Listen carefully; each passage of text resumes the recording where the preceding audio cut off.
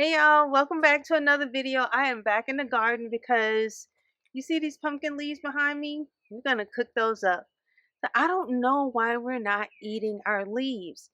Most plants have edible leaves. Not all plants are made equal, but most plants that we grow in our gardens, the leaves are edible, but we don't eat them. And in many cultures do eat them though. And they're not sold in the grocery stores. There was a couple years ago, a friend of mine came by.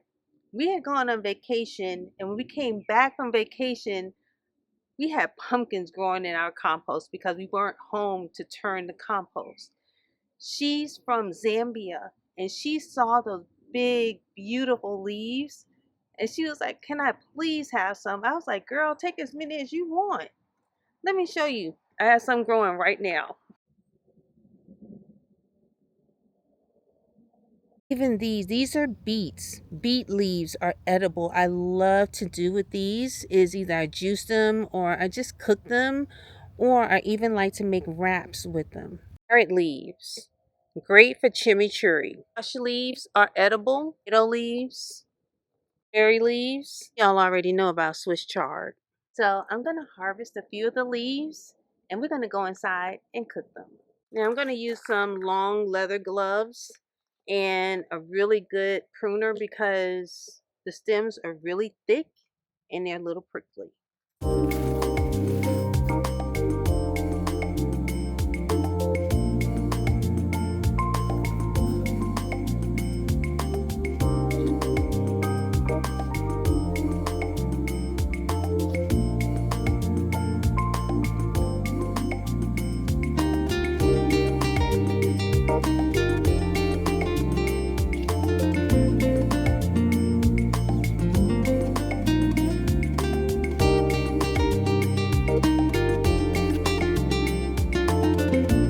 All right, I'm back inside, and so of course I'm going to give these guys a really good wash.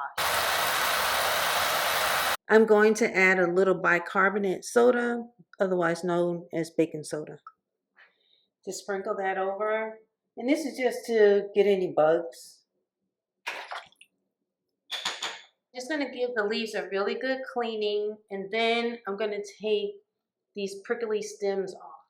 Now, some people eat the stems, and they even say that they will, and actually this prickly part, you see, it just peels right off. See that? It'll just peel right off, and it'll be nice and smooth. And some people who, especially those that are plant-based, they will just cut this up and eat it almost like noodles. Okay, so I'm just laying out a couple of tea towels, and these are just cotton towels that I'm gonna lie the leaves on and let them dry as I take them out of the water. In the meantime, I want to talk to you about the flowers. The flowers are also edible, and this is a real delicacy. I lived in Italy for a couple of years, and that was the first time that I had stuffed blossoms. And the zucchini, squash, pumpkin blossoms, so good. But these are males, and you have to take that little inner piece out. Let's see if I can get them. So you want to take him out. And if you ever have to self-pollinate, you can peel all of this back, take the male, and then pollinate your females if you don't have bees. If you notice that you're not getting bees in your garden, and if your squash or your pumpkins are not developing properly, it could be because they're not getting pollinated. And you can just use the male to pollinate the female. But yeah, stuff this with some ricotta cheese, and you could use like the same type of batter that you fry fish with or chicken with, and just put it in. I use some buttermilk. I like to like soak them in buttermilk and then dip them in my little seasoned flour mixture.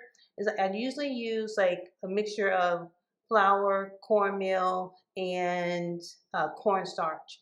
Just a little bit of each. Season it up and then dip it in. I'll post a video so that you can see what it looks like, and they're so good. When I tell you this is so freaking good, yes. I also picked up a couple of nasturtium flowers as garnish. They're cute.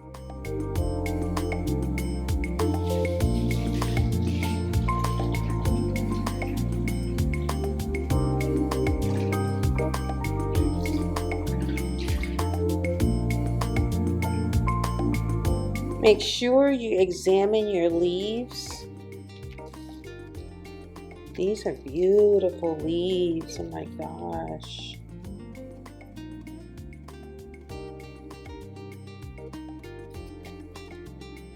Literally look at this leaf. How huge. So right now what I'm going to do is peel this off, and all I want left is the leaf. So I'm just going to cut the stems off of each of them.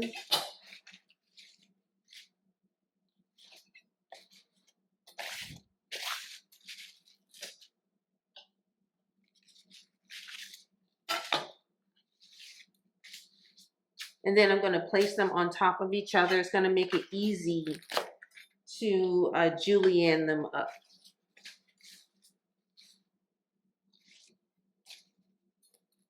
So you don't need to waste your stems. You can either just peel it back. It's so easy to peel them. You just literally, look, they just come right off. And then it's nice and smooth right here.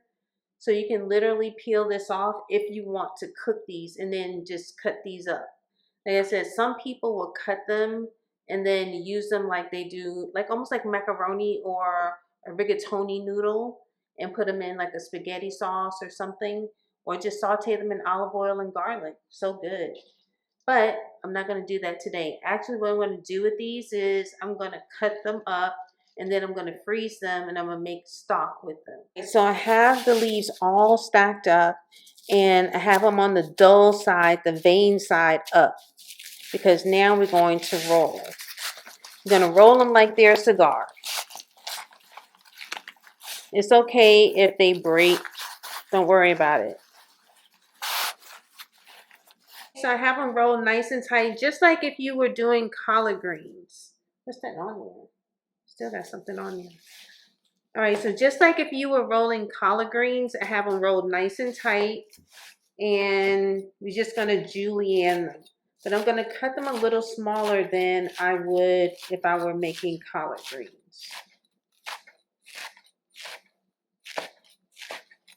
So yeah, just some julienne slices. Tuck those fingers in, keep your fingers safe.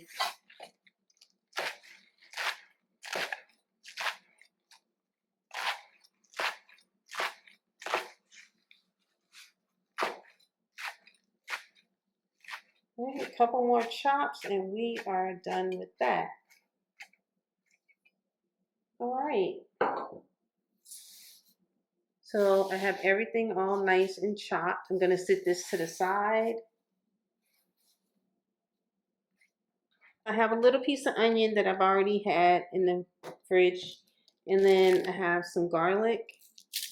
So I'm just gonna smash a couple cloves. I like a lot of garlic, so I might do 3.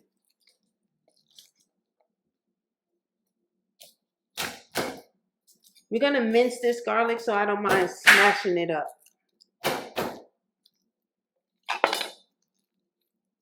Makes it easy to peel. See that? All right, we're just gonna do 2.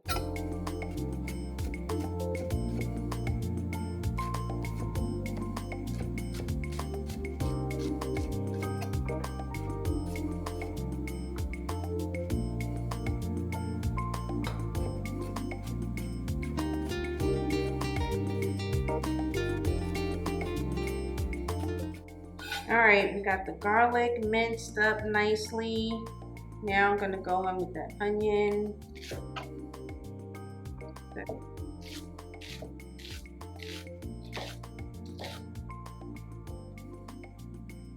So my husband claims that he doesn't like onions, so I have to finely mince everything, onion and garlic. But he eats it. I don't know. I ran out to get some cherry tomatoes. How cute. And so I'm gonna give these guys a wash and we're gonna add these closer to the end because I don't want them to be too mushy. All right, so I'm going to quarter these cherry tomatoes. Just cut them in half and then half again. So cut them in half and then half again. That's it. You can make them smaller if you want to. It's your choice. So we have our leaves, we have our garlic, onion, and we have some cherry tomatoes. All right, so I'm going to saute up everything with some olive oil. And y'all, not sponsored in any way, but my girl Veronica, she and her family, when I tell you, make the best olive oil. All olive oil is not the same. And they make it in Chile. It's called Pure Chilean. They make it in Chile, and she is over here stateside, and she distributes and sells here to Michelin star chefs. Yeah, they use their stuff.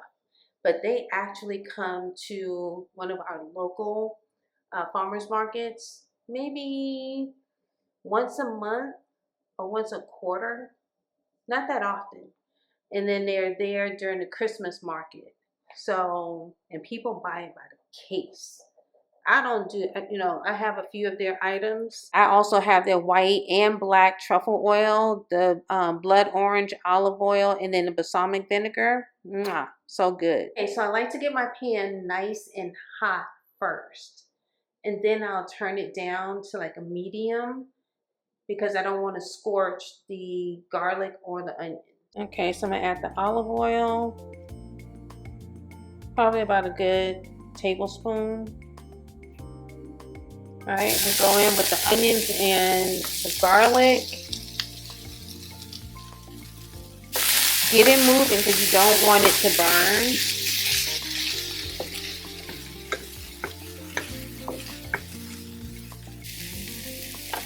Okay, now I'm going in with the leaves.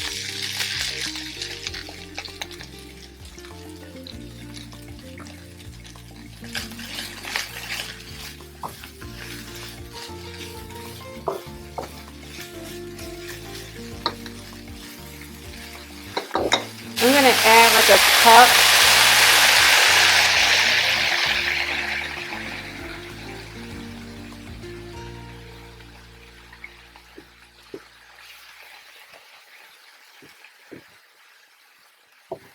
I just added some chicken stock, just like a cup, just so it can simmer. I know there's somebody out there like, oh, Jill, you didn't season it. Oh yeah, we're going to put in some seasoning.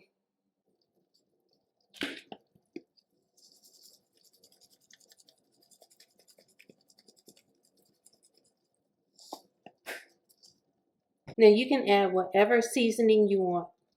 Totally up to you. I'm going to cover it and let it simmer for about 20 minutes. And then we're going to add the tomatoes. So you guys see that?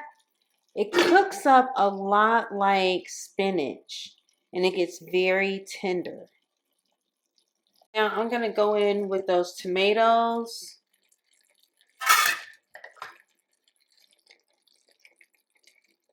And just spread them around.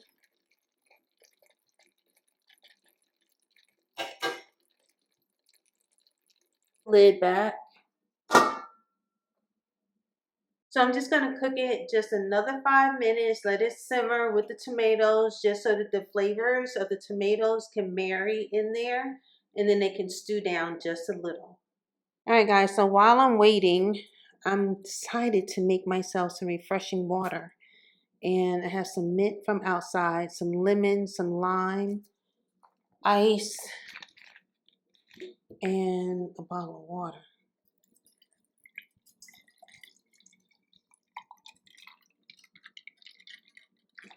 Who says that your water has to be boring? Looks like we are done.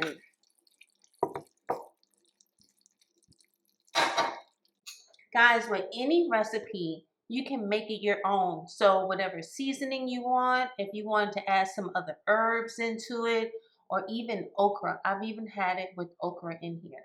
So my okra is not and my plants are still like little itty bitty, my okra plants. But once the okra grows, and if I still have some of these leaves, I may have to harvest a few and freeze them. But yeah, I'm gonna fix this with some okra as well. Mmm, so good. It's smoking hot though.